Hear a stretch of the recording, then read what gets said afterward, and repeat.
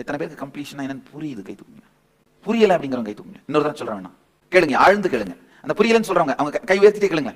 ஏன்னா டைரக்டா நான் உங்களுக்கு தான் பேசுறேன், கேளுங்க.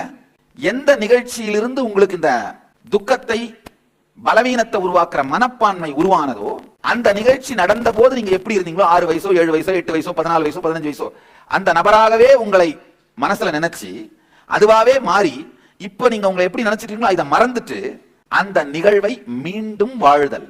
மீண்டும் வாழ்தல் அப்படின்னா அந்த டைம்ல என்ன நடந்ததோ சுத்தி அதே ஸ்மெல், அதே நபர்கள், அதே சூழல், அது அப்படியே ரிவைண்ட் பண்ணி பாக்குற மாதிரி மீண்டும் அதுவாகவே மாறி வாழ்ந்து பாத்தீங்கன்னா, திடீர்னு அந்த நேரத்தில் ஏற்பட்ட பல ஃபியர், கில்ட், ஆங்கர், ரிசன்மெண்ட், அதாவது குற்ற உணர்வு, பயம், துக்கம், எதிர்ப்பு, ஆசை, அச்சம், அந்த நேரத்தில் உருவான அந்த அன்கான்சியஸ் பேட்டர்ன்ஸ் எல்லாமே உடைஞ்சு கரைஞ்சிரும். மெல்ட் ஆன உடனே அதனுடைய தாக்கம் உங்களுடைய தினசரி சிந்தனை ஓட்டத்தில் இல்லாமல் போய்விடும். இதுதான் கம்ப்ளீஷன்.